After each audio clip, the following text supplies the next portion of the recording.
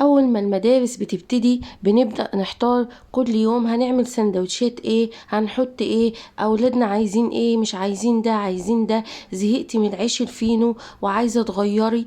تعالي النهاردة هقولك نعمل مع بعض كده العيش الشامي الصغير بتاع المطاعم بطريقة سهلة واقتصادية، ومن كيلو دي بس هتعملي الكمية اللي انت شايفاها كده وحاجة زي الفل، وهيطلع منفوخ من جوه ومش معجن ولا مكتوم ولا اي حاجة خالص، زي ما انت شايفة كده ما شاء الله. وحاجات اقتصادية وموفرة. وتحطيه بقى، ممكن تحشيه برجر، ما تحشيه لانشون، تحشيه جبن، تحشيه اي حاجة انت حباها، وتغيير وفي نفس الوقت عشان ما يزهقوش من الفينو، وتبقى عاملاه في البيت وموفرة كتير عليكي. لان طبعا لو جبتيه من بره مش هتجيبي الكمية دي، انما من كيلو دقيق بس عملت الكمية اللي انت شايفاها دي. وهنا صممت افتح لك 3 همت عشان اعرفك ان كله منفوخ ومش مكتوم ولا اي حاجة خالص، وسهل خالص في عمايله. كملي بس معايا الفيديو للاخر، هوريك عملته ازاي وايه المكونات اللي عملتها. طبعا كلنا بنقع في نفس الحيرة دي، وكلنا عندنا اولاد في المدارس وبيغلبونا، فقررنا نعمل حاجة بسيطة كده وتغيير من الفينو. طبعا الفينو كتره برضو مش صحي، فهنعمل حاجة صحية في البيت وبأقل التكاليف. كملي بس معايا الفيديو للآخر هقولك عملته ازاي وايه المكونات. اول حاجة هنبدأ ونقول بسم الله ونصلي على رسول الله، اللهم صل وسلم على سيدنا محمد. ازيكم حبايبي، عاملين ايه؟ يا رب تكونوا بخير. اول حاجة معانا هنا كيس خميرة، هنجيب طبق فاضي ايا كان بتعجني فيه ونفضي فيه كيس الخميرة اهو. وبعد كده هنحط هنا ممكن صيف شتاء ممكن تعجنيها بميه دافيه عادي، مفيش اي مشكله عادي. حتى لو انت في الصيف اعجنيها بميه دافيه عادي. وبعد كده معلقتين سكر، ونقلب بقى، هنقلبها كويس بقى علشان الخميره تنشط معايا كده اهو. واول ما تعمل فقاعات معاكي كده تبقى هي كده ايه خلاص نشطه، تشتغلي على طول فيها. قلبها بس كويس عشان السكر يدوب فيها زي ما انت شايفه كده. بعد كده بقى هجيب معايا هنا، هتجيبي حوالي 6 معالق من الزبادي.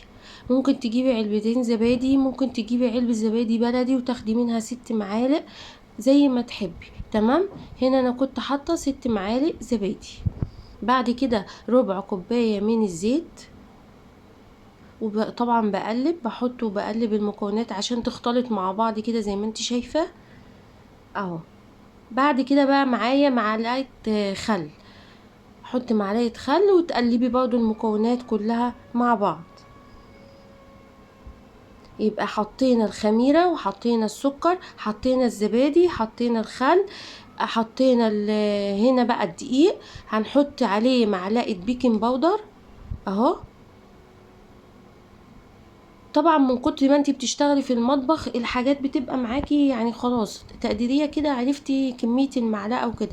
مش هتعرفي جيبي معلقه وحطي فيها معلقه كبيره وحطي فيها معلقه بيكنج باودر، امليها وحطها على الدقيق. وبعد كده بنخله طبعا حفاظا على ان انتي مثلا تلاقي فيه اي حاجه، مثلا حاجه متكتله حاجه كده، يبقى نضيف معاكي. تمام. وفي نفس الوقت برضو ده بيساعده على يعني شوفي انتي بتشوفيه منفوخ كده معاكي ازاي. او كل الحاجات دي اللي احنا بنعملها دي بتخليه يطلع معاكي منفوخ. طبعا هبدأ بايدي كده عشان احس بملمس العجينه. عندك عجان مفيش مشكله، بس انا هعملها بايدي. هلم العجينه كلها زي ما انت شايفه كده. ولو وصلت لحد هنا بقى ما تنسيش تعملي، انا رانيا ودي قناتي بقدم فيها وصفات سهله وبسيطه واقتصاديه وعلى قد الايد. يا ريت تشتركي في القناه وتفعلي الجرس عشان يوصلك كل جديد. ولو انت معايا في القناه ما تنسيش تعملي لايك وتقولي لي رايك في الكومنتات. هنا طبعا كنت احتجت الميه، فما بحطش الميه مره واحده، بحط حبه بحبه عشان طبعا زي ما احنا متفقين ان الدقيق بيختلف من نوع لنوع. بعد كده بقى بنزلها على الرخامة وببدأ اختمها كويس. هتبدأ في الاول كده تلزق في ايدك مفيش اي مشكلة، ابدأي اختمي كويس. انا بحب احطها على الرخامة كده واختم كويس عشان اعرف اتحكم فيها. وزي ما احنا قلنا لو عندك عجان كل ده بيتم في العجان على طول. هنا كنت بوريها لك اهي لسه بتلزق معاكي. ابداي اختمي تاني لحد ما تلاقيها خلاص، وتفردي حته في ايدك كده ما تقطعش معاكي، يبقى هي كده تمام وزي الفل. ببدأ بعد كده بقى ايه، اجيب الطبق اللي كنت عجنة فيه واقوم حطاه فيه اهي. هنا بقى كانت خلاص زي الفل اهي، زي ما انت شايفه، لا بتقطع ولا بتلزق ولا فيها اي حاجه. خلاص هجيب الطبق بقى واحطها فيه واسيبها تخمر. طبعا لو انت في الصيف هتخمر معاكي على طول، لو انت في الشتاء هتستني عليها شويه. تمام. هسيبها بقى تخمر براحتها، وبعد ما تخمر نبدأ نشتغل فيها. خليكي معايا للآخر تشوفي كل التفاصيل والتركيات اللي فيها. بعد بقى ما خمرت خلاص اهي، ببدأ بقى اطلع الهواء اللي فيها كده زي ما انت شايفة، هلمها خالص لحد ما اطلع الهواء. وبعد كده هعمل ايه، هحط رشة دقيق كده، وهبدأ اقطع كده كور كده زي ما انت هتشوفي دلوقتي، بحجم الرغيف زي ما انت عايزاه، عايزاه من الكبير عايزاه من الصغير. بس انا قلت هعمله ايه صغير، بحيث ان انا احطه للولد او البنت في اللانش بوكس يقدر يتحكم فيه ويعرف يمسكه، وتحشيه زي ما انت عايزه. هنا انا دي حجم او الرغيف، هبدأ اكوره كده واحطه برضه واسيبه ايه حوالي 10 دقايق ربع ساعة بالكتير يرتاح خالص، وابدأ اجي اشتغل فيه على طول اهو. برضه نفس الموضوع، وطبعا انت اللي بتشكليه بايدك فبتتحكمي فيه فبتخليه حجم واحد اهو. بيتلف في ثانية اهو، العجينة مرتاحة وخمرانة واخدة حقها، بتساعدك على طول. هنا بقى كنت خلصت دي الكمية اللي عملتها من 2 كيلو دقيق، هسيبه يرتاح زي ما قلتلك كده من 10 دقايق لربع ساعة، وارجع اشتغل على طول فيه. هنا بقى يا جماعة انا مش هعمله على الفرن من فوق، انا هدخله في الفرن من جوه. في ناس بتعمله على الطاسه من فوق، عندك طاسه بتجيبيها وتسيبيها تسخن على البوتاجاز وتفرديه عليه، بس انا للمصداقيه انا هعمله على الفرن. انا حسيت ان الطاسه ان شغلي في الفرن احسن فعملته على الفرن. لو كده ممكن ابقى اعمله لكم مره تانية على الطاسه من فوق زي ما تحبي. تمام اهو. هبدا افرده كده، بتفرديه كده، ما بتفردوش للاخر خالص بقى وتخليه رفيع او رقيق، لا خالص. هوريك السمك بتاعه اهو، دي السمك بتاعه، بتخليه بالشكل ده اهو. وهبدأ بقى احطه على صينية وهفت كام واحد كده ادخلهم في الفرن، وابدأ اكمل الباقي. واول ما بتشتغلي بتاخدي من القديم اللي انت كنت عاملاه في الاول عشان هو اللي ارتاح في الاول. تمام اهو. شوفي العجينة مرتاحة، لا بتحتاج نشابة ولا اي حاجة خالص، مجرد ما بضغط عليها ضغطتين بتتفرد معايا زي ما انت شايفة كده. وما تحاوليش تكتري دي برضو عشان ايه، تخليه يتنفخ معاكي زي ما شفتيه في الفيديو في الاول اهو. نفس السمك اهو، بحاول اكد عليكي تاني عشان ما تسيبوهوش رفيع قوي ولا تخين قوي. هبدأ بقى افرد كام واحد على الصينية وادخلها الفرن، وابدأ اكمل الكمية اهو. حاجة سهلة وبسيطة تقومي تعمليها وتتشجعي، وما تركميش على نفسك. يعني ما تقوليش هعمل 2 3 كيلو، لا اعملي كيلو، اعملي نص، جربي الاول الدنيا، لقيتي ولادك حبوه كل حاجة اعملي. هنا بقى كنت دخلته الفرن ما شاء الله اهو، شايفة النفخة اللي فيه دي، حاجة كده ما شاء الله زي الفل. هنا بصراحة انا الفرن بتاعي ما بيقيتش فوق وتحت مع بعض، فكنت قايداله الشواية. والله العظيم دي الشواية يا جماعة، وبعد ما عمل من فوق قمت قلباه من تحت، يعني مشغلتش تحت. انتي بقى فرنك بيشتغل الاتنين مع بعض مفيش اي مشكلة.